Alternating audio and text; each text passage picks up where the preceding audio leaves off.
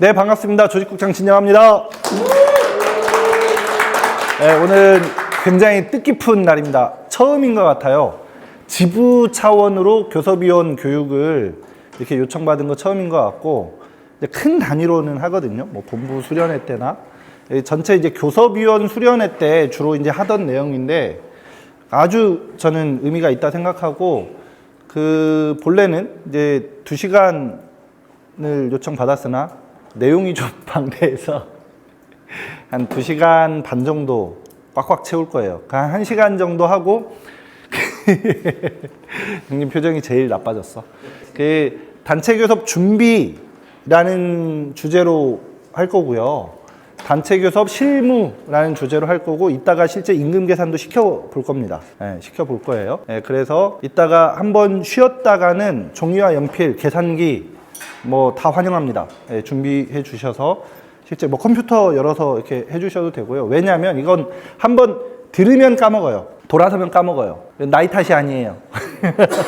사람은 그렇게 돼 있어요. 천재가 아닌 이상 한번 듣고 기억하는 건 불가능하고, 특히 단체 협약성 내용은 여러분들이 얼추 뭐 기억에 남아요. 근데 임금은 또 그렇지 않거든. 숫자라는 것. 그리고 지금 이 자리는 그냥 비단 우리가 임금 얼마 받으면 되는데 이 얘기 하려고 지금 모인 거 아니에요.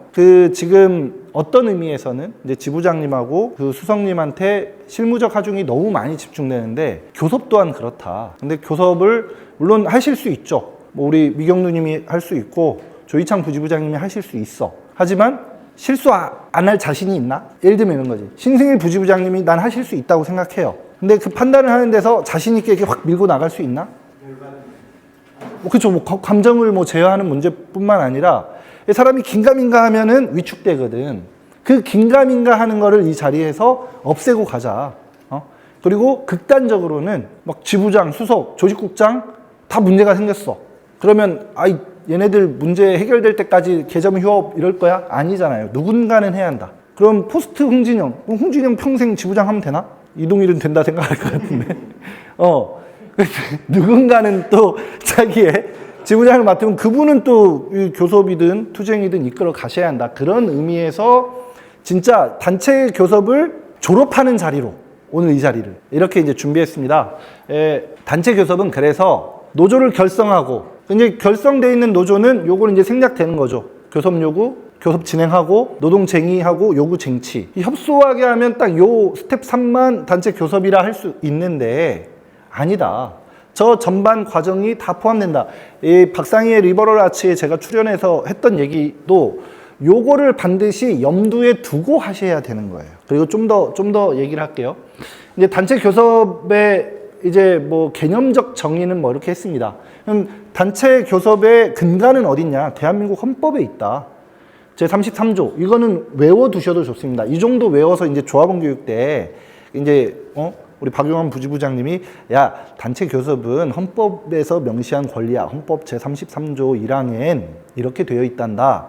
요 정도는 암기해서 하시면 우리 조합원들이 와, 저분 목회만 잘하시는 줄 알았는데 노동조합법도 잘하시잖아. 이렇게 이제 신뢰가 생기는 거예요.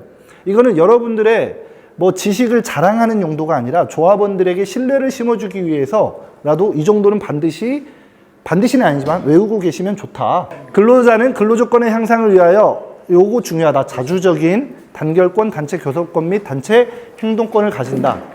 이거예요. 뭐 이따 시간이 되면 좀 더 설명하겠습니다만, 단결권이 단체 교섭권의 전제가 되고요. 단체 교섭권은 단체 행동권의 전제가 됩니다. 적어도 우리나라에선 그렇습니다. 이렇고 단체 교섭은 이렇게 하는 거다. 너무 이제 사전적인 용어고 시간 관계상 생각하겠고요. 예전에 한국노총에서 한번 설문을 했더라고요. 민주노총은 이런 설문도 잘 안 해. 싸우기 바빠가지고. 근데 이런 것도 통계 자료도 필요해요. 통상 이제 교섭을 뭐 얼마나 걸려서 합니까? 했더니 이런 응답들이 나왔어요. 보면 이제 요 정도가 제일 많죠. 3, 4개월 정도. 1, 2개월은 사실 이거 좀 너무 날림으로 하는 거 아닌가? 이런 생각이 좀 있기도 하지만, 또 다르게 생각하셔야 할 건 이따가 또 얘기하겠습니다만, 제조업체들 같은 경우는 주 2회 교섭을 하기도 해요. 혹은 단협 중엔 교섭 기간 동안 교섭위원들을 유급 전임으로 한다. 이런 단협을 맺어놓은 데도 있어. 그런 경우는 단체 협약을 6개월 동안 한다 그러면 교섭위원들을 다 유급으로 돈 줘야 하니까 회사가 빨리 끝냅시다 해서 집중적으로 교섭을 하는 경우들도 있죠. 근데 이제 통상 뭐 요 정도 걸리고 이제 뭐 잘 안 풀리는 경우 길어진다. 근데 이왕 우리도 하는 김에 이제 요 정도 일정으로 좀 생각하면 될 것 같고, 보면 뭐 삼성 같은 경우 그 이제 노조를 인정하지 않으니까 노조 만들었다가 한 60차 교섭한 적도 있대요. 우리 가까운 실내에서는 이제 제가 최근에 본 거 중에 제일 긴 건 지금 목포가 43차 단체 협약 체결을 위한 교섭을 진행 중입니다.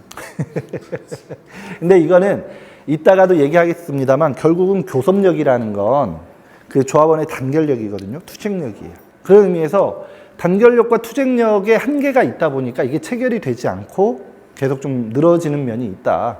이제 목포 지부장님이 나중에 이 방송을 들으면 섭섭하실 수는 있겠습니다만 부정할 수 없는 사실이긴 한 거예요. 그래서 우리가 교섭에서 저렇게 에너지 소모 안 하고 딱 일사천리로 교섭을 끝내고 싶으면 평소에 어떻게 조직 관리 잘 하시고 단결력을 유지하시고 그 조합원들의 힘을 단단하게 하는 게 중요하다. 뭐 이런 얘기를 하면 이제 계엄 같은 경우는 이제 자신이 있으시겠죠.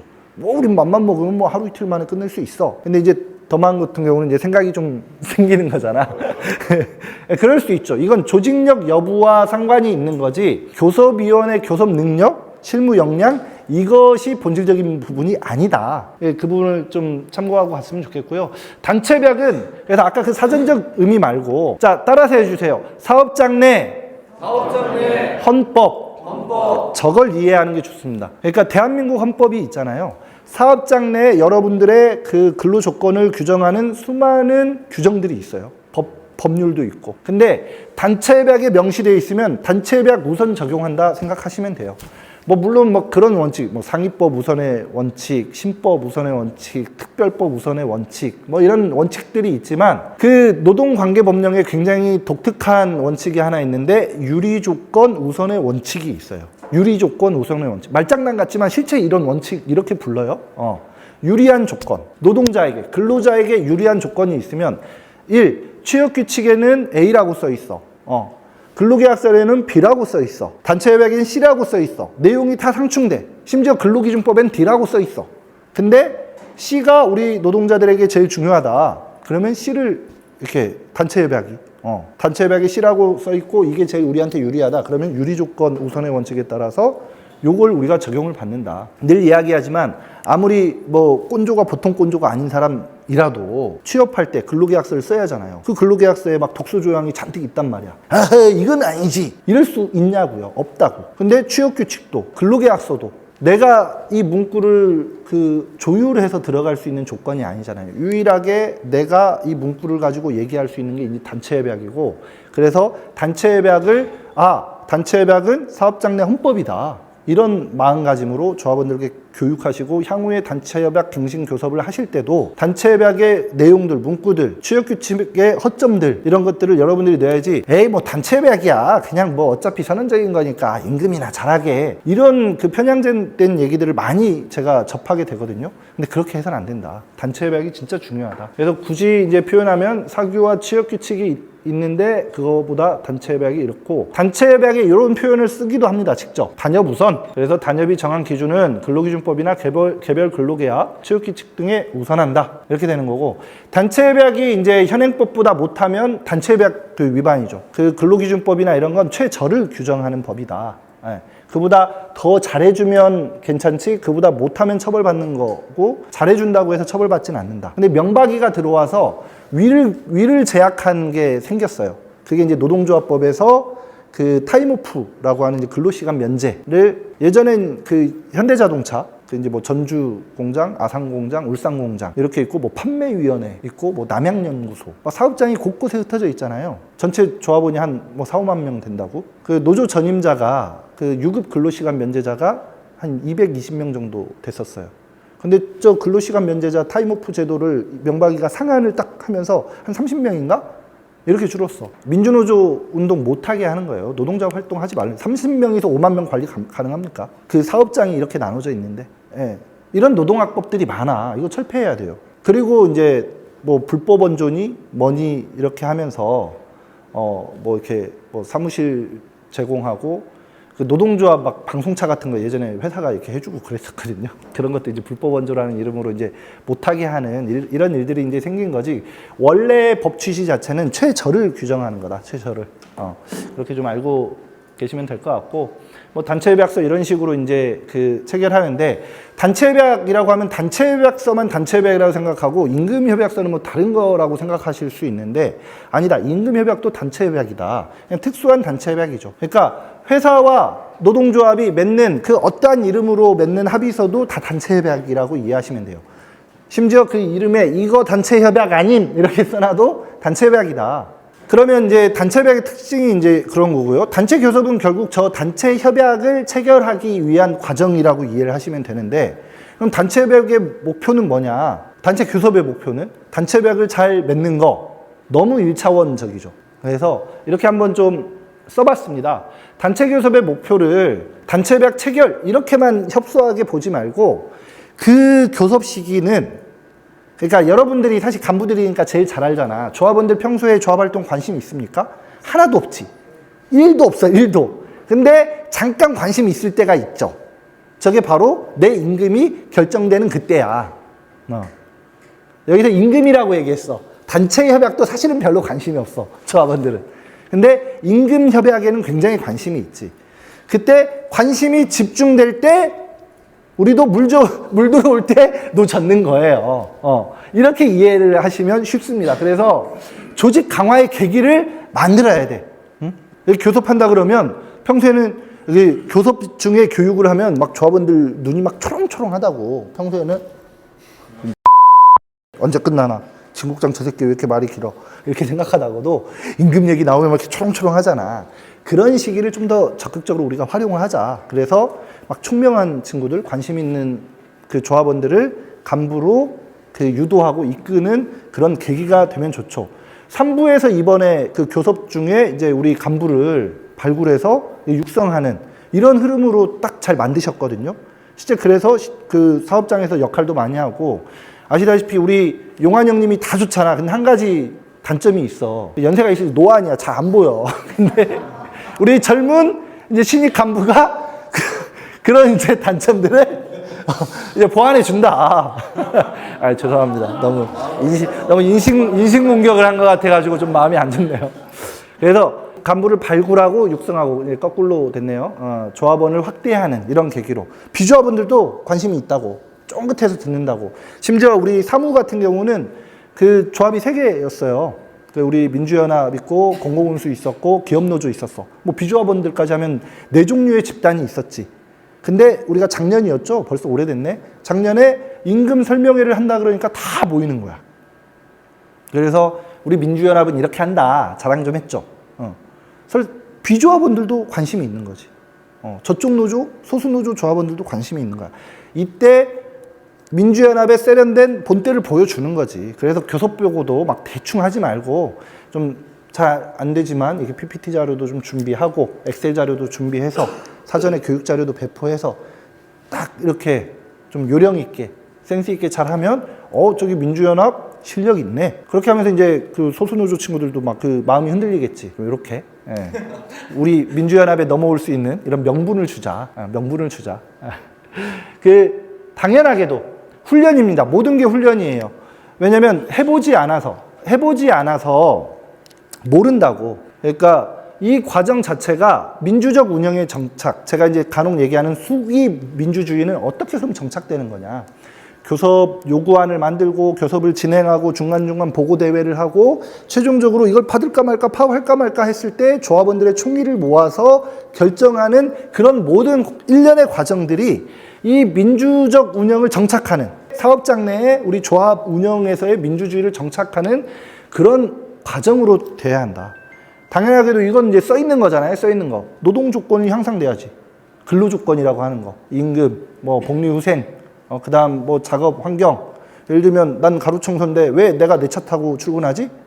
그럼 종량제 담는 애들도 지차에다가 트렁크에다 담아갖고 소각장에 보내야 하는 거 아닌가? 이런 생각 안 해보셨지? 해보셨죠? 해봤을 거야. 이런 것들을 바꿔 나가는 거죠. 당연하게 내 차 타고 내 근무지로 가면 안 되는 거야. 그럼 그렇게 하다가 교통사고 나면 내 보험 할증 올라가잖아. 그쵸? 근데 종량제 담는 사람들은 그러다가 교통사고 나면 그 음식물 이제 운전하시잖아요. 내 보험료율 올라가는 건 아니잖아요. 그러니까 이런 것들도 우리가 바꿔야 할 게 많이 있습니다, 아직도. 그러니까 계암이 지금 제일 앞서 나가지. 아주 잘하고 있지만 우리는 완벽한 건 아니라는 거예요. 이렇듯 그 사업장에서 바꿔야 할 우리의 근로 조건들, 노동 조건들을 향상시켜 나가는 게 당연히 단체 교섭의 목표죠. 그 다음, 정치, 사회, 문화적 지위를 향상시키고자 한다. 막 이게 왠지 이게 자동 완성어로 막 여러분들, 우리 민주연합 규약 전문을 막 많이 읽으신 분들은 하는데, 이제 사측에서는 이거 빼자. 뭐 요거만 하시면 되지. 꼭 뭐 요걸 하냐. 막, 정치적 행위 금지되어 있는 거 아닙니까? 노동조합. 막 이런 얘기를 하는데, 정치적 행위만을 하는 노동조합을 불법시 하는 거지, 정치적 행위를 하는 걸 불법시 하는 거 아닙니다. 노동조합법에서. 이런 오해도 하시면 안 되고, 더 나아가서, 뭐 거창하게 우리가 뭐 독립투사입니까? 우리가 홍범도 장군입니까? 놓아야지. 왜? 제가 교육 때 늘 얘기하잖아요. 모든 건 연관되어 있는 거예요. 나라님 하나 잘못 뽑았을 뿐인데 얼마나 많은 게 지금 달라지고 있습니까? 여러분들 고시? 막 많은 분들이 요새 그래. 뭐 직영 모두개가 우리가 직영보다 더 조건이 좋은데 그거 그까이 거 저기 뒤에 고시에 있다고. 시행령이 어디 있지? 법률에 제가 순위 이거 말씀드렸던 거 있잖아요. 당연히 해야지. 여러분들의 이런 노동 조건이라는 건 여기에서 규정되는 거거든. 당연히 단체 교섭의 목표는 이런 과정에 있다. 그래서 우리 규약 전문을 잘 떠올려 보시라. 이런 얘기를 이제 드리는 거고요. 단협 적용률 뭐 이런 게 있다. 한국은 거지 같네. 선진국 아니네. 이런 거 생각하시면 돼요. 시간이 없으니까. 노사관계 아주 중요합니다. 수평적 관계예요. 당연하지만 수평적 관계인데 이게 말처럼 행동처럼 잘 안 되지. 말처럼 행동이 잘 안 되지. 왜? 한생 우리 학습된 무기력 얘기했잖아요. 한생 그렇게 살아왔다 보니까 내 인사권, 내 목줄을 쥐고 있는 사람인데 이럴 수 있냐고. 일단 어깨부터가 이렇게 돼. 어깨부터가 이렇게 예 사장님. 그래서 수평적 관계이다 보니까 호칭도 유의가 되는 거예요. 저는 이제 사실은 개인적으로 좀 편하게 하거든요. 뭐 사장님, 전무님, 뭐 부장님 이렇게 부르는데 원래는 그런 호칭 썩 좋지 않습니다. 교섭위원님, 사측 교섭대표님, 교섭위원님 동등하잖아. 노측 교섭위원, 사측 교섭위원. 일부러 의도적으로 특히 이제 사람관계 같은데 더 그렇게 하실 필요가 있어요. 뭐 전무님 이렇게 하실 게 아니라 사측 교섭위원님께서 이렇게 말씀하셨는데 그건 아닙니다. 그 개념이 내포하고 규정하는 바가 많거든요. 그래서 이 어휘 개념을 우리가 일부러 요령 있게 사용해야 하고 상하 종속 관계.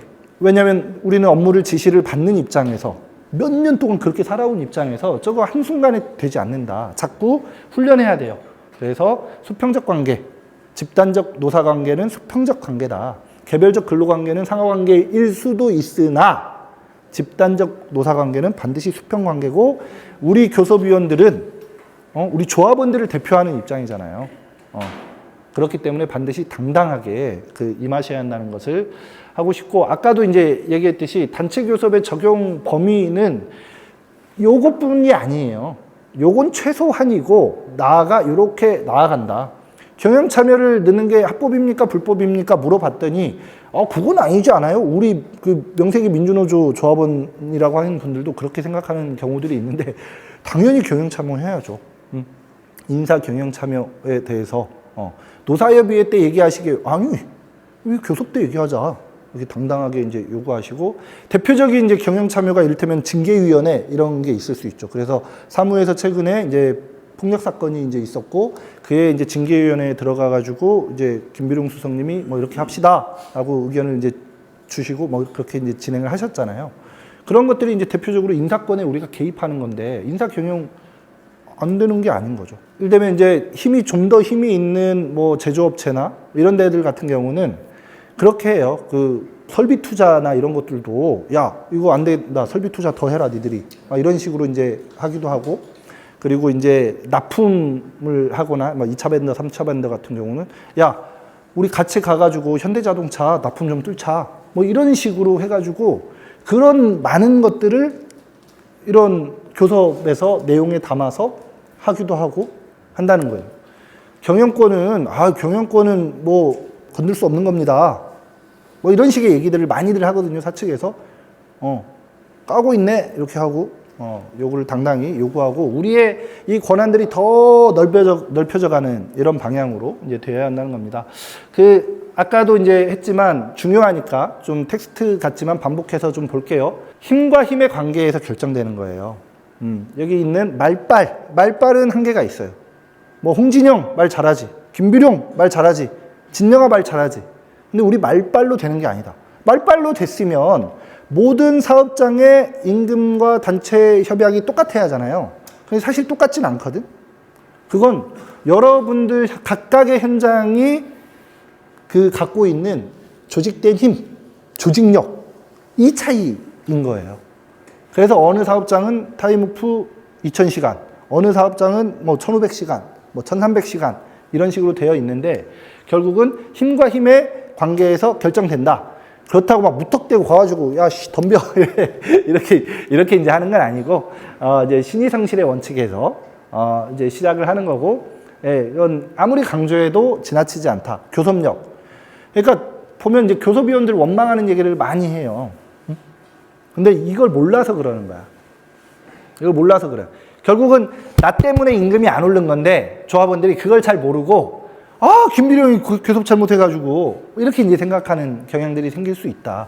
그런 일이 생기지 않도록 애초에 교육을 자꾸 해야 하는 거죠. 교섭력이라는 건 뚝 떨어지는 게 아니다. 갑자기 만들어지는 게 아니다. 그래서 일련의 교육들, 우리 간부들도 이렇게 자꾸 교육하셔야 되고 조합원들 모아서 자꾸 교육하고 단결력을 유지할 수 있도록 해야 하는 거고요. 조합원 수 이제 비율이 중요하죠. 뭐 소칭, 쪽수 이렇게 이제 확 와닿잖아요. 쪽수가 중요합니다. 쪽수가 중요하고 단결력 제고에 힘써야 한다. 그러니까 단체 행동이라는 건 교섭권을 얻고 나서만 하는 게 아니라 일련의 과정에서 단체 행동은 계속 하는 거예요. 그게 법으로 보장된 적법한 범위 내에서의 단체 행동의 요령이 있는 것이죠. 파업만을 의미하는 게 아니다. 단체 행동이라는 건. 파업은 최후의 수단이고 일상적으로 우리가 항상 단체 행동을 해야 돼요. 우린 집단이니까. 예.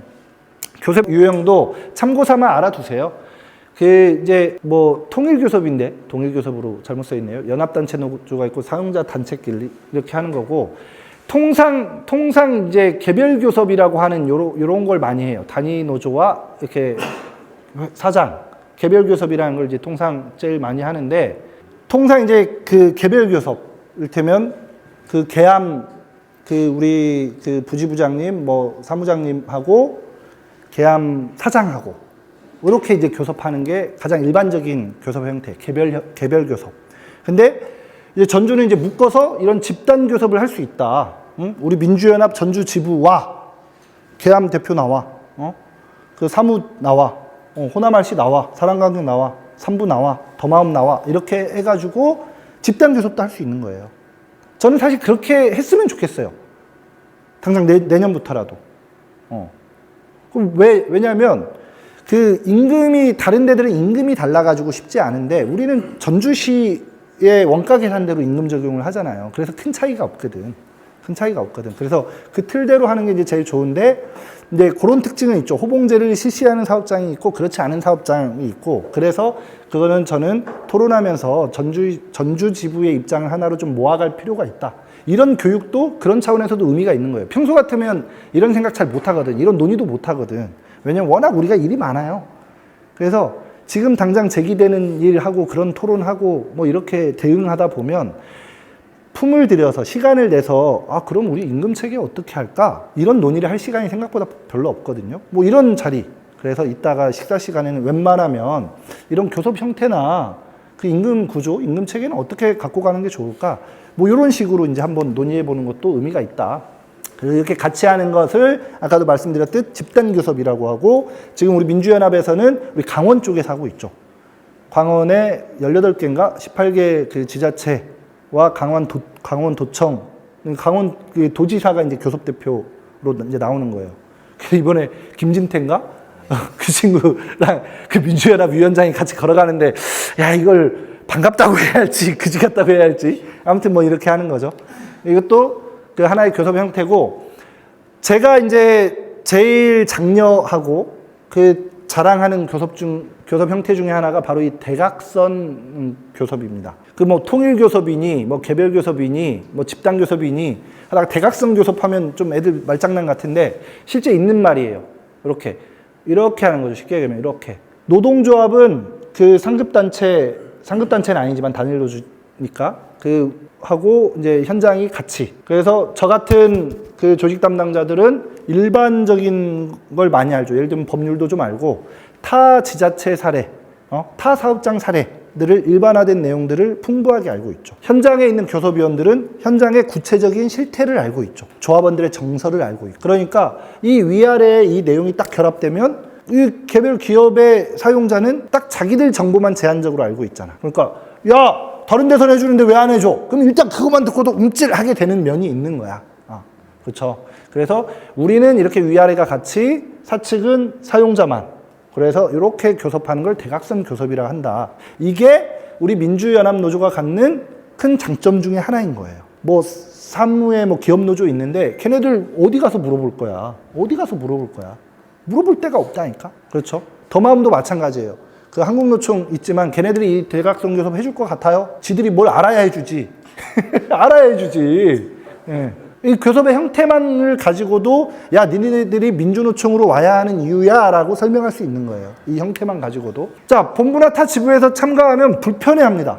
그렇죠. 그래서 여러분들이 이걸 자꾸 하셔야 되는 거예요. 병법에 있잖아. 적들이 뜻하지 아니한 곳으로 나아간다. 우리 호남알씨 교섭하면 굉장히 좀 도떼기 시장 가치로 합니다. 일부러 그렇게 해요. 할 때마다 김 이사 굉장히 불편하지. 김해공 이사 엄청 불편할 거예요. 맨 바닥에서 해. 근데 대체 언제 거기 교섭 그 탁자랑 책상이랑 마련하는지 내가 보는 거야. 언제 대체 마련하는지 안 하는 거지. 계엄도 마찬가지예요. 보는 거야. 근데 계엄은 그거 바꿔야 합니다. 문제 제기해야 돼요. 이따가 좀 더 그 형태에 대해서도 말씀을 이제 드릴 거고요. 불편해하지. 이거 바꿀 수 있습니다. 전주지부 간부들 다 가고 호남본부 본부장이랑 이렇게 가가지고 참관한다고 앉아 있으면 곤란해하겠죠. 곤란해하겠죠. 그러면 바꾸겠지. 예. 그러니까 식구끼리 이렇게 하면은 이제 대충 하기 시작하는 거야. 왜? 그 사람관경 입장에서 조이창 저 자식 좀 꼬장꼬장하긴 하지만 그래도 내가 인사권을 쥐고 있는데 지가 어쩌겠어? 내가 조이창 저거는 내가 어떻게 해볼 것 같거든. 근데 이호준 들어가, 김비룡 들어가, 진영아 들어가. 그럼 불편하지. 말 한마디 실수했다가 지금 뭐 하시는 겁니까? 뭐 우리 같은 사람 또 이렇게 질러버리니까. 에? 그러면 말 한마디 하는 것도 이제 조심스러워지는 거야. 그러니까 우리끼리 하시게요. 이런 얘기 진짜 많이 들어. 조직국장님은 바쁘신 분이 왜 못 오게 와요? 일 보시고 그냥 우리끼리 하시게요. 김신현도 그래서 우리가 막 하면 불편해하잖아. 그렇게 되는 게 있다. 대각선 교섭이 우리가 갖는 큰 장점 중에 하나다. 교섭권과 체결권은 결국은 위원장한테 있어요. 노조법 29조에 명시되어 있습니다. 그리고 사용자와 그 노동조합의 대표가 하는 거예요. 근데 보면 대표 안 나오죠. 막상 안 나와. 그럼 이제 위임을 해야 돼.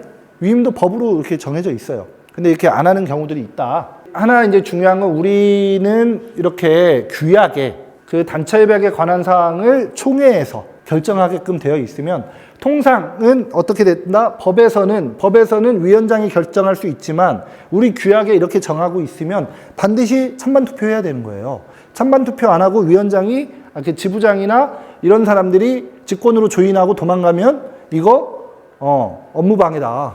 그러니까 호준이 형이 잘하고 있지만 나중에 이렇게 정신이 헷가닥 돼가지고 회사가 소고기 사줬다고 나 도장 찍고 몰래 도망가야지 이렇게 할 수도 있는 거잖아. 이렇게 되면은 우리는 어떻게 된다? 단체협약에 관한 사항을 조합원 총회에서 결정해. 그래서 찬반 투표하는 거잖아. 불법인 거예요. 이거 불법. 이렇게 할 수가 없어. 이것도 뭐다? 기업노조는 이렇게 많이 해요. 기업노조는 이렇게 많이 해. 위원장이 사장한테 얻어먹고 뒷돈 막 한 1,000, 2,000 받고 땡큐 막 제조업체나 이런 데는 더 받지. 받는지 안 받는지 모르겠지만 받으면 막 억 단위겠지. 억 단위겠지. 그러면 도장 찍는 거야, 위원장이. 도장 찍어. 그리고 막 말해. 어떻게 그렇게 조인할 수, 더러워서 못 해먹겠어. 나 사퇴. 그렇게 하면 그 돈은 고스란히 자기 거잖아. 회사 입장에서도 조합원들 1인당 막 100만 원씩 올려주고 막 직원이 10,000명이라고 했을 때, 그렇게 못하는 거잖아요. 그럼 뭐 이를테면 이제 더마음 막 그 위원장 같은 경우는 쥐가 이렇게 직권으로 조인할 수 있는 거야. 왜죠? 그 이사 그 대표 이사예요? 아니면 이사 중에 한 명이에요? 가족 관계라며. 거기 위원장이 어대표 친인척이에요? 거기 위원장 위원. 지금 저 한국노총 위원장.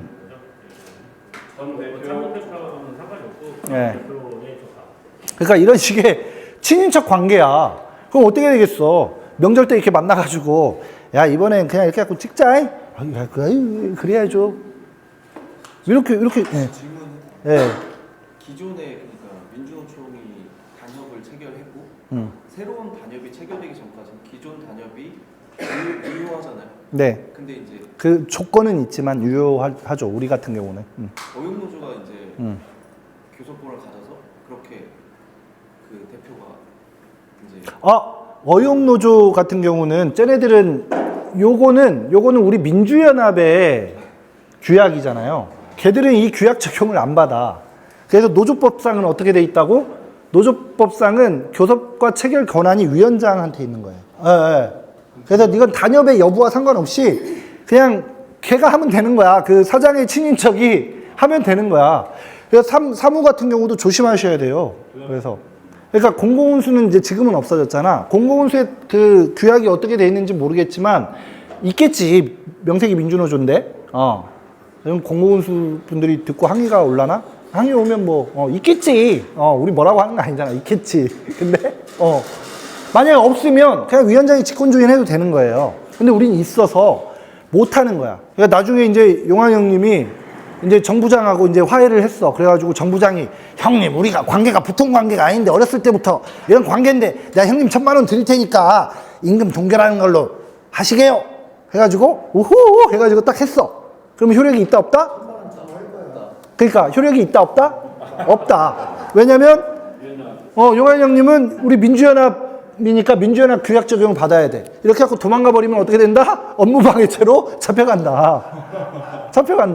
이것만 가지고도 야 니들이 민주노조 와야 한다니까 이거 얘기할 수가 있는 거야. 근데 이런 경우 없을 것 같죠? 겁나 많아요. 사무에 이미 있었어? 옛날에 겁나 많아요. 이런 경우 겁나 많아요. 근데 우리는 어떻게 시스템적으로 저렇게 못하게 한 거야. 그럼 민주노총은 다 처벌할 때다 하나요?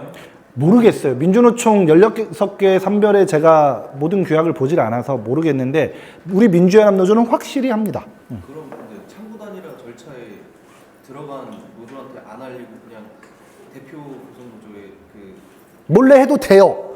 네. 공정대표 의무 위반으로 걸어도 지금 그 처벌 조항이 없어서 그런 경우 민사소송을 걸어요. 민사소송. 그럼 저희 같은 경우는 내년에 기후가 바뀌려면 우리의 의사 그렇게 부정적인 얘기를 그렇게 할 수는 있어요. 근데 이제 굉장히 형식적으로 공문 하나 보내면 돼요. 그러면 공정대표 의무 위반이 아니라고 돼요. 우리 이렇게 해갖고 교섭했고 잠정합의했어. 찬반 투표 이렇게 뭐 이렇게 조인식 할 거야 하고 공문 하나만 보내면 뭐라고 할 수가 없어요. 저희가 있는데도요.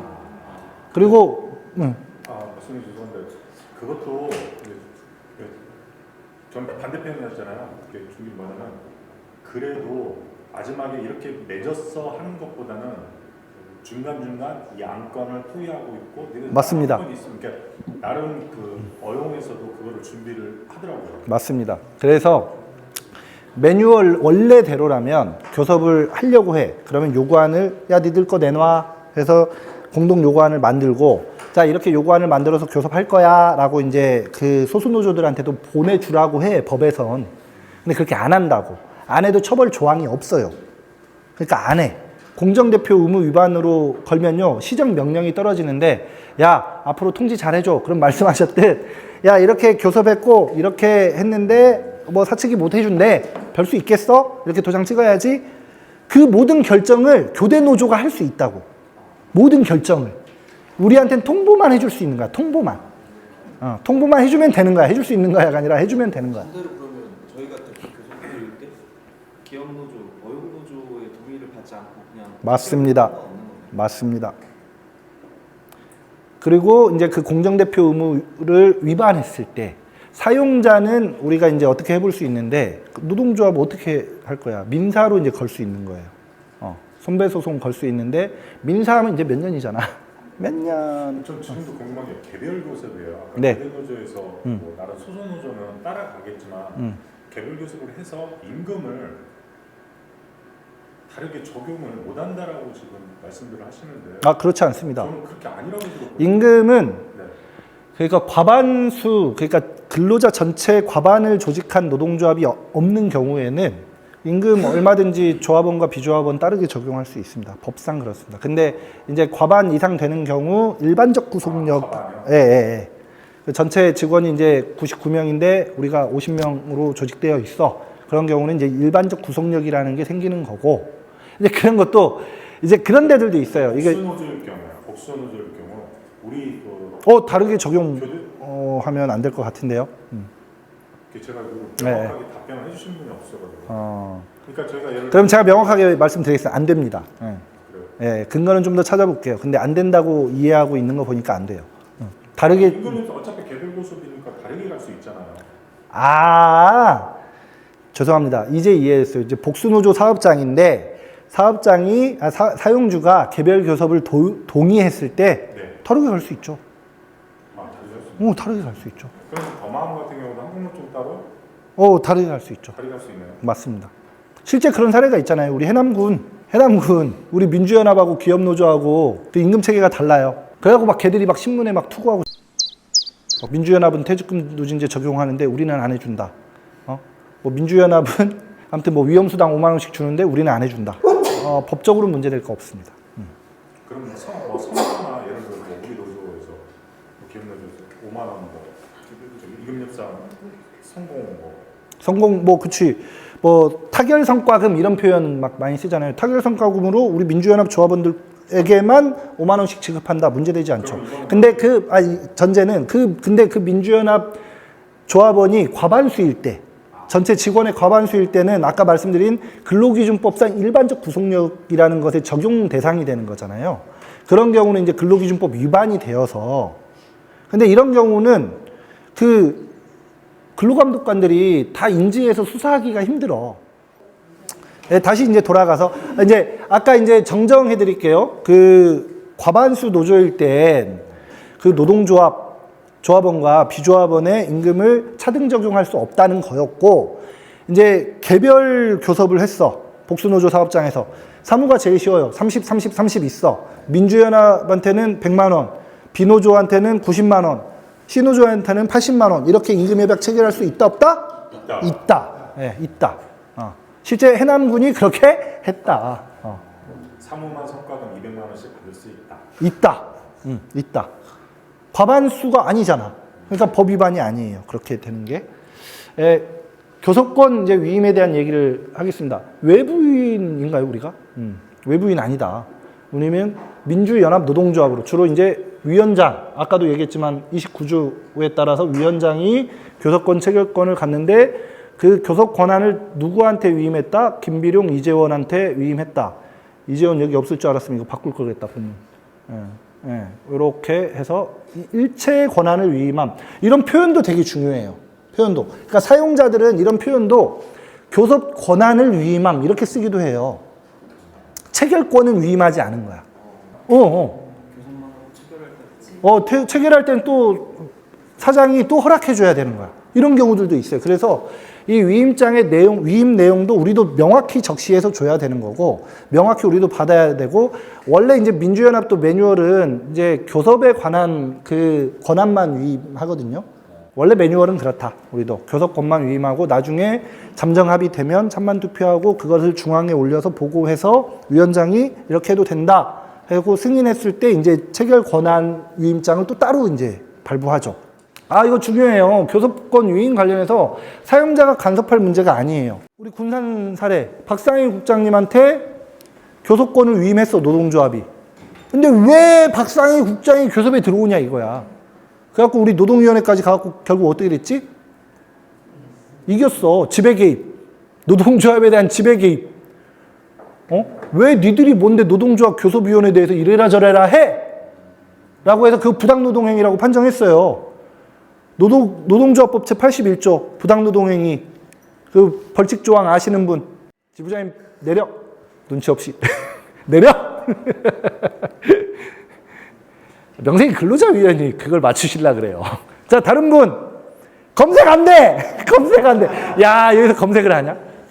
벌칙 조항 찍어도 돼. 1,000만 원. 땡! 2천만 원. 좀 더 정확히. 지금 5년이에요. 10년이야. 징역 5년. 땡! 10년? 2천만 원 또는 징역 2년. 박수. 그 내가 볼 때 5천 원씩 나눠 가지셔야 할 것 같은데 징역 2년 이하 또는 2천만 원 이하의 벌금. 이하 이상 초과 미만도 아시죠? 이가 들어가는 건 포함이야, 포함. 이상, 이하. 다 포함이고, 안 들어가는 건 미만. 그러면 1999만. 이렇게 되는 거지. 초과 하면 2001. 이렇게 이제 되는 거예요. 이것도 이제 개념상을 알고는 있자. 아니에요. 그 군산시 가족센터. 그래가지고, 이제 얘네들이 두 가지를 했어. 야, 저 사람이 어떻게 노동조합 교섭위원이야? 아니야. 교섭위원 하지 마. 이런 식으로. 그리고 지배 개입하는 문제 하나랑 우리가 교섭을 이제 자꾸 이제 들어가니까 저 사람 들어오면 우리 교섭 못해. 하고 교섭을 해태했네. 그리고 저 두 가지가 다 부당노동행위로 이제 노동위원회에서 인정을 받았던 사건이에요. 단체협약은 이제 법률상은 이제 3년으로 유효기간이 확대됐지만 우리는 어떻게 한다? 통상 그냥 2년으로 한다. 왜냐하면 조합원들의 이유와 요구도 자꾸 변하고 사회경제적 여건이 자꾸 변하는데 3년으로 못 박아버리면 곤란합니다. 변화된 게 너무 많아서 보충교섭할 일이 많이 생기는 거고 그 단체협약을 뭐 통상 2년이나 3년으로 하더라도 임금교섭은 매번 또 이제 변하니까 매년 하는 것을 우리 이제 민주연합은 원칙으로 하고 있고요. 이건 법률상 좀 어려워요. 근데 이런 게 있다. 그러니까 단체협약 유효기간이 만료돼도 최대 6개월까지는 이 효력을 연장할 수 있다. 그리고 아까도 이제 말씀하셨듯이 단협에 자동 연장 조항이 없으면 무조건 연장되는 건 아니에요. 그래서 항상 자동 연장 조항을 두는 게 우리 매뉴얼입니다. 우리 노동조합에. 그래서 이 단체협약의 유효기간이 만료되더라도 새로운 단체협약이 체결되기 전까지는 이 조항은 뭐 효력을 발생한다 혹은 유효기간이 연장된다. 새로운 이런 식의 이제 표현이 있는 거고 그 이제 만료되고 이제 특약이 있으면 이제 계속되는 거고 아니면은 이제 해지 통보 단협 끝납니다. 이렇게 이제 하면은 그 뒤로 이제 6개월 뒤에 끝난다. 그리고 여후효라는 게 있어요. 여후효라고 해서 규범적 부분, 체부적 부분 이렇게 있어요. 규범적 부분이 그러니까 법 규범 생각하면 되는 거예요. 그래서 이거 안 지키면 안 되는 것들. 그래서 임금은 이제 임의 저하시키면 안 되는 거잖아요. 그래서 단협이 설사 해지되더라도 임금 내가 받던 것들은 효력이 유지돼야 하는 거예요. 이런 여후효라는 거 이제 알아두시면 되겠고요. 유효기간 뭐 이런 내용. 우리 요거 있잖아요. 체결일로부터 2년으로 한다. 단 임금협약은 1년으로 하고 이 자동 연장 규정을 우리가 이렇게 둔다라는 거 알고 넘어가시게요. 이거 알고는 가셔야 돼요. 교섭창구 단일화 절차 3개월 전부터 교섭 요구할 수 있고요. 그 교섭 요구를 하면 즉시 교섭 요구 사실에 대한 공고를 해야 돼요. 타 노조가 이제 그 교섭 참여를 이 기간 동안 할 수 있죠. 그러면 교섭 참여 확정 공고라는 걸 해야 합니다. 그리고 이제 수정 공고하고 이렇게 해가지고 그 이제 대표 교섭 노조를 이제 정하는 거죠. 네. 저기 정답이 있어서 여기서 그러면 자 사무도 복수노조고 그다음 사랑과 환경도 복수노조고 호남 RC는 복수노조인가요? 복수노조죠. 근데 다 복수노조네. 예. 계암도 복수노조고. 이런데 자 그러면은 조합원 수 니네 쪽 수가 많아 우리 쪽 수가 많아 어느 날을 기준으로 확정한다 아시는 분? 교섭 요구일 땡. 확정 공고. 그 얘기 하시고 싶었던 거죠. 네. 그러면 요즘 먼저 말씀하셨으니까. 맞아요. 확정 공고일. 그러니까 교섭 요구하고 언제? 8일째 되는 날. 7일 동안 공고해야 하니까 8일째 되는 날 확정 공고일 기준으로 노동부에서 노동위원회에서 인원수를 산정해요. 그거 알고 계셔야 돼. 이게 되게 중요해. 그래서 많이들 어려워. 저도 간혹 헷갈려요. 그래서 찾아보시고 그래서 제가 달력까지도 만들었다. 이런 착한 조직국장이 어딨냐. 그 교섭 요구했을 때 이때 바로 공고 때려야 하는데 사용자들이 잘 안 그래. 이 그지들. 만약에 이제 이때 했어. 그러면 민법상 어때? 초일 불산입. 이때 빼고 하나, 둘, 셋, 넷, 다섯, 여섯, 일곱 하고 8일째 되는 날. 5일간 확정 공고를 해. 5일간 하니까 또 1, 2, 3, 4, 5예요. 초일 불산입. 그러니까 첫째 날을 안 넣어. 민법상. 그리고 마지막 날이 일요일이야. 그럼 어떻게 해? 맨 마지막 월요일까지. 뭐 이렇게 이제 가는 거예요. 그 자율적 단일화 기관하고 과반 노조 통보는 이내로 돼 있어요. 5일 이내, 14일 이내 이럴 때는 첫날도 넣어서 14일 계산하고 첫날도 넣어서 5일 계산하면 돼요. 예. 이거 아시면 되고 요거 그리고 요거 조심해야 한다. 단수 노조의 경우 복수 노조 생기면 창구 단일화 다시 해야 돼요. 교섭하고 도장 찍기 직전에 교섭 노조 새로운 노조가 만들어서 교섭 요구하면 이거 모르고 다시 교섭해야 돼요. 창구 단일화 해서. 인원수가 적어도요. 우리가 막 만약에 이제 그 계엄에 복수 노조 없어져 보려고 아니 애초에 이제 없었던 데를 기준으로 해야 하거든요. 원래는 이제 없었는데 그 우리가 이제 99명이야. 예를 들면 그 해가지고 교섭해서 도장 이게 찍으려고 하는데 2명짜리 노조가 만들어져 가지고 교섭 요구했어. 그러면은 도장 못 찍고 다시 해야 돼요. 그러면 기존의 창구 단위를 거쳐서 이제 체결 직전에 또 다른 제3의 노조가 생기면 그건 상관이 없습니다. 그건 상관이 없습니다. 인원수가 늘리면 복수 노조가 이미 이제 있어서 창구 단일화를 거친 경우는 상관이 없고요. 이렇게 창구 단일화를 했는데 교섭 참여한 게 우리밖에 없어. 이럴 경우는 단수 노조라고 이제 표현을 하는데 이거는 이상한 애들이지. 법상 창구 단일화를 한 걸로 안 봐. 그래서 복수 노조가 생기면 언제라도 다시 해야 돼요. 역으로 그러면 저희 같이 복수 노조 사업장에서 일부도 교섭 참여를 안 했다가 그건 안 돼요. 좋은 질문인데 이거 집중해 주세요. 그러니까 지금 우리가 쪽수가 안 될 것 같아. 그래서 쟤들이 교섭 요구를 했어. 근데 우리가 그 참여를 안 했다가 얘네들이 도장 찍을 때쯤에 인원 불려가지고 교섭 요구 이렇게 하고 싶은 거잖아요. 우리가 한 번도 교섭에 참가한 적이 없으면 그게 되는데 내가 한 번이라도 교섭에 참가했으면 그거 안 돼요. 왜냐면 이미 교섭에 참가한 노조가 있는 걸 알잖아. 이미 복수노조 사업장인 걸 알잖아, 법이 알잖아.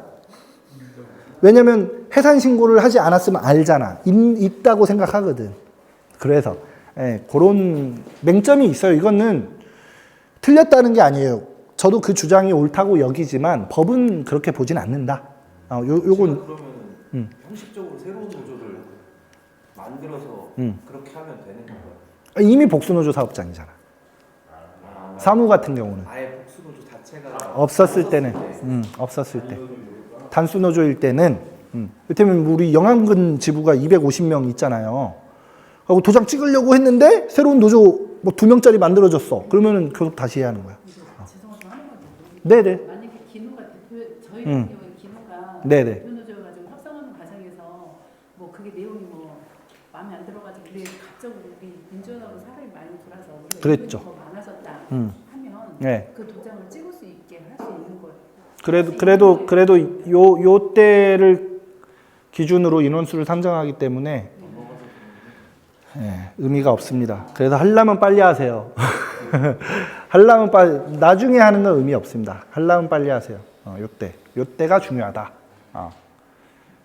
그리고 요게 또 중요해요. 첫 번째 단협 체결일로부터 2년이에요. 유효기간은. 이거 어렵죠. 그러니까 요렇게 해가지고 내가 그 이제 8일날 교섭대표 노조가 확정이 됐어. 이러고 나서 1년 동안 그 다음에 이제 뭐 이를테면 10월 7일이다 이게 10월 7일까지 단협을 체결하지 못하면 그 교섭대표 노조의 지위가 없어지는 거예요. 이게 지금 화순군에서 벌어진 거야. 그 자료방 보신 분들 아시면 제가 교섭 요구를 하면서 시행령 뭐 14조에 10을 넣었을 거예요. 그게 이 내용이에요. 1년 동안 그 교대 노조가 아무것도 못했어. 그래서 교섭 대표 노조의 지위가 사라진 거야. 그래서 우리가 특달같이 8일째 바로 넣었어. 이렇게 되는 게 하나 있고, 교섭을 해서 이제 단체협약을 체결을 했어요. 근데 이제 여러분들이 이제 통상 단체협약하고 임금협약을 체결할 거잖아. 단체협약은 주로 어떻게 되죠?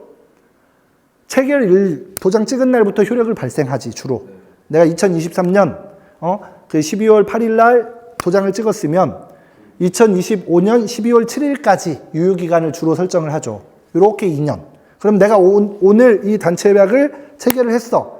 그러면 우리 교대노조의 지위는 2025년 12월 7일까지인 거야. 체결일로부터 2년 동안 교섭대표 노조의 지위가 있는 거야. 그 사이에 필요한 임금교섭도 할 수 있고 보충교섭도 할 수 있고 뭐 이런 걸 할 수 있는 거죠. 이거 이해되시죠? 근데 임금협약부터 체결을 했어. 내가 12월 8일날 임금협약을 체결했는데 임금협약은 통상 어떻게 되지? 1월 1일부터 소급 적용하잖아. 그러면 이 협약은 뭐 12월 8일날 체결하는데 1월 1일부터 소급 적용한다. 이렇게 하는 경우 이 체결일이 어떻게 돼? 그러면 2023년 1월 1일이라고 생각하시면 되는 거야. 소급 적용일로부터. 그러면 그런 경우에 우리가 교섭대표 노조의 기간은 2024년 12월 31일까지겠지. 그래서 1년이 차이가 나는 거예요, 이런 경우. 그러면 임단협을 원래는 같이 체결해야 하는데 어떻게 하면 된다? 임금은 하루 늦게 체결하면 돼. 단체협약부터 오늘 체결하고 12월 8일 날, 그리고 임금협약은 내일 체결하면 돼요. 이러면 우리가 교섭대표 노조의 지위를 1년 더 유지할 수 있어. 근데 그거 아니고 야 임단협 체결했으니까 동시에 도장 찍자 이렇게 하면은 물론 이제 우리가 압도적으로 뭐 인원 많고 뭐 복수노조 걱정 없으면 해도 되는데 기술적으로 알아는 둬야 한다 여러분들이. 이랬고요. 임단도 투쟁 흐름 이게 왜 중요한지는 이제 박상희의 리버럴 아츠를 참고하시면 제가 이 흐름도가 왜 좋은지를 얘기를 했어요. 단체 교섭 흐름 이렇게 있어요. 준비하고 진행하고 그 조정 후 파업하고 그 타결하고 이제 조인식 평가 이렇게 하는 건데 요구안을 준비하는데 그 교섭을 하는데 요구안 준비를 안 하더라고. 노조에서 중앙에서 이제 주는 요구안은 있죠. 임금 요구안 이렇게 하세요 이번 교섭 때. 근데 그걸로 하는 것도 좋은데요. 저는 현장에 꼭 설문조사 하자. 우리 민주연합은 없더라고. 그 타 노조는 이제 조사통계부장 해서 그 조사통계부를 운영을 하는 노조들도 꽤 있어요. 그래서 그때 조합원들의 이유와 요구를 그 조사하고 통계를 내는 거야. 그 설문조사 같은 걸 해서 하는 거죠. 그래서 이제 그걸 꼭 뭐 물론 설문조사라는 그 뭐 틀이 없어도 부서별 간담회, 현장 손해 통해서 의견을 그 수렴한다. 뭐 우린 생팬데 다 똑같지. 이렇게 하지 마시고요. 그 뭐 가로 청소나 뭐 운전원이나 상차원이나 각각의 요구들이 또 다양하게 있을 거예요. 그래서 현장 간담회를 통해서 의견을 수렴해야 한다. 그걸 가지고 요구안을 만들어야 하는 거예요. 그리고 다른 곳, 다른 사업장, 우리 사무는 이런데 계약은 어떻지? 더 마음은 어떻지? 혹은 뭐 서울의 그 생폐업체들은 어떻지? 이런 것들을 보고 참고해서 이런 단협 내용 좋네. 참고를 하셔야죠. 이런 것도 하셔야 되는 거고. 이제 민주노총 조합 지침 이제 해서 이제 요구안을 정리해야죠. 근데 요새는 보면 다른 건 없고 요것만 남더라고. 이렇게 이제 되면 안 된다는 거고요. 요구안을 확정하는 그 과정 자체도 조합원들의 이해와 요구를 다 우리 부서 거, 다 우리 팀 거 잘해주길 바라지. 근데 그렇게 하지 말고 요게 중요해요. 요구안을 모으면서 그러면 뭐 예를 들면 차량부는 이 요구안 관철을 위해서 어떤 실천을 할 거냐. 결국 실천 결의를 많이 하고 실천을 더 많이 하는 쪽으로 굳이나 차등을 둬야 한다면 모두를 만족시킬 수 없다면 실천을 더 많이 하고 좀 더 조합활동 적극적으로 한 팀에다가 이니셔티브를 줘야죠. 우선권을 줘야죠. 이런 게 이렇게 같이 되지 않으면 결국은 이거 맨날 교육 때마다 나온다고 하는데 가만히 있어. 내가 해줄게. 이렇게 되는 순간 나중에 다 해주고 욕먹는 거야. 이해되셨죠? 그래서 간부들 실컷 고생하고 나중에 욕먹고 뭐 하는 거예요 김비룡. 부지부장이 뭐 하는 거야? 이런 것도 똑바로 못 하고. 너무 리얼해서 상처받아 죽기만 하고 이렇게 되면 이러면 안 된다. 그러니까 이 과정이 조합원 전체가 결의하고 함께 만들어가는 과정이 돼야지 막 너는 그냥 가만히 있어 이거 아니다. 이거 아니다. 교섭위원 선출, 교육 훈련 이렇게 하자. 특정 부서에 치우치지 않도록 막 했는데 다 차량부만 모여 있어. 다 가로청소만 모여 있어. 예, 좋지 않은 거예요. 그런 거. 골고루 이제 부서들 섞어야 하는 거야. 뭐 이제 다른 이제 공무직들 같은 경우는 다 행정직군만 있네. 그런 경우는 사실은 많지 않은데 미화원들만 죄다 하는 데들 많아. 민주연합이 이제 미화원에서 이제 출발한 노조다 보니까 막 행정직들 뭐 이렇게 다른 또 뭐가 있을까? 뭐 이제 도로보선이나 뭐 기능직군 이런 분들은 교섭에 참여 안 하고 다 환경미화원들만 있어. 환경미화원들이 행정직군의 이해와 요구를 대변할 수 있나? 할 수는 있죠. 근데 일반적인 얘기밖에 못 한다니까. 구체적인 그 실상을 몰라서 못 한다고. 그래서 골고루 선출돼야 하고요. 그러니까 경험이 전혀 없는 막 신입 간부들만 하면은 사측한테 이제 둘둘 말리겠지.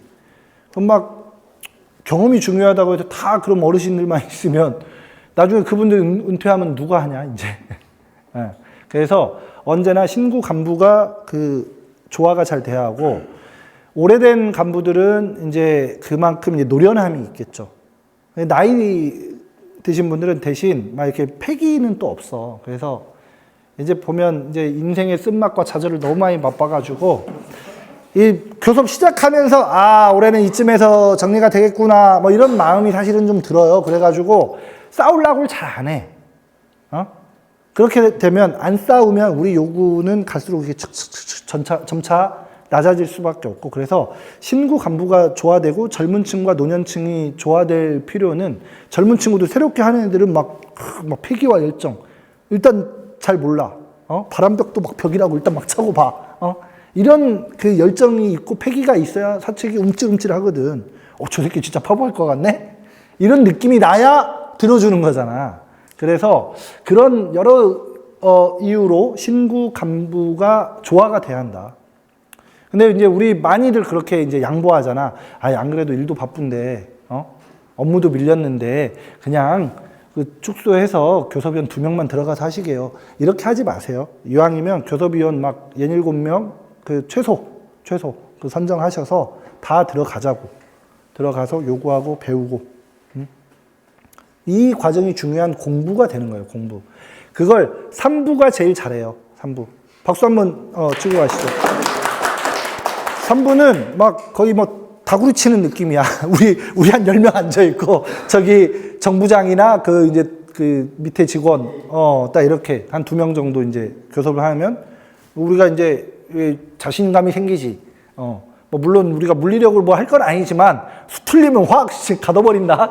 뭐 이런, 그잖아. 할 건 아니지만, 그런 쪽수로라도 우리가 위압감을 줄 수 있다. 간부 육성 과정이죠. 차기 집행부 구성의 기초. 그래서 이제 우리 용환 형님이 진짜 잘하시는 거. 젊은 친구들, 야, 니네가 해야 한다. 나는 눈도 안 보이고, 나 내일 모레 은퇴한다. 니들이 와가지고 해야 한다. 그래가지고 지금 끌려오셨잖아, 저 옆에. 그런 거고. 이제 교육도 하고, 교섭위원 수련회도 하고, 모의교섭. 이제 전주 지부장님이 아주 좋은 의견을 내셨는데, 저는 향후 생패수련회 때 반드시 이 모의교섭 우리끼리 좀 한번 해보자. 이런 의견 저도 좀 있고요. 그 교섭위원이 마치 그 한 사람처럼 한 목소리 내고 행동 통일을 이루어야 돼요. 막 너는 네 얘기, 나는 내 얘기, 쟤는 제 얘기 이렇게 하면 안 돼요. 그리고 대변자라는 자각과 책임으로 교섭을 해야 한다. 이런 단협이 있어요. 교섭위원회 교섭 준비 시간 보장. 그 시는 단체 교섭의 준비와 원활한 진행 및 조속한 타결을 위하여 교섭위원이 교섭의 준비, 교섭 정리에 전념할 수 있도록 교섭일 전일과 당일을 근무한 것으로 인정한다. 그러니까 이틀을 얘기하는 거잖아. 근데 아까도 말씀드렸듯이 교섭 기간 내내 그 유급 전임인데도 있고, 우리 전주 같은 경우는 특성상 4시간이죠. 교섭 당일 4시간을 유급을 뭐 인정한다. 이런 식으로 이제 하기도 하는데, 참고하시면 될 것 같고요. 모두를 위한 교섭을 해야, 직종과 부서의 대표자가 아니라 전체 우리 조합원들을 대표해야 한다. 박용원 부지부장님이 들어간다고 해서 난 가로 청소하니까 가로 청소만 막 좋게 해야지, 이렇게 하면 안 되는 거죠. 부지부장으로서 조합원 전체의 이해와 요구를 당연히 대변해야 하고요. 그런 의미에서 직종 이기주의 엄금돼야 한다. 우리 생폐업체들도 중요하지만 특히 지자체가 저건 특히 더 중요해요. 왜냐면 예산은 한정적이야. 누구 더 주고 누구 덜 줄 수밖에 없는 구조야. 기본은 하후상박이겠지만 그럼 맨날 하후하게 하고 맨날 상박하게 하면 그 상에 있는 조합원들은 노동조합 못 하게 하냐. 그렇죠? 그럼 불만들이 생길 수 있어요. 그래서 이거 항상 생각해요. 경제적 이익과 공정성에 관한 게임. 그 제가 그때 시뮬레이션 한 거 교육대, 개합만 보셨나? 개합만 보셨나 보다. 그죠? 요거 그 교육 영상을 제가 보여드린 적이 있거든요. 쉽게 얘기하면 사촌이 땅을 사면 배가 아프다는 건 과학으로 입증됐어요. 그러니까 동등해야 한다. 동등해야 한다. 이게. 그래서 수기 민주주의가 꽃피도록 해야 하고요. 충분한 토론으로 전체 조합원의 입장을 대변할 수 있어야 돼요. 그게 김비룡 개인의 의견인 건지 사무 전체 조합원의 의견인 건지 실제 모두의 의견을 내가 반영하는 거면 더 힘이 실리는 게 있어요. 실제 사측이 간혹 막 갈라치기 하려고 물어보기도 해요. 근데 그게 지부장님 의견입니까? 아니면 뭐 전체 직원들 입장입니까? 그럴 때 막 동공지진 일어나는 사람들이 있거든.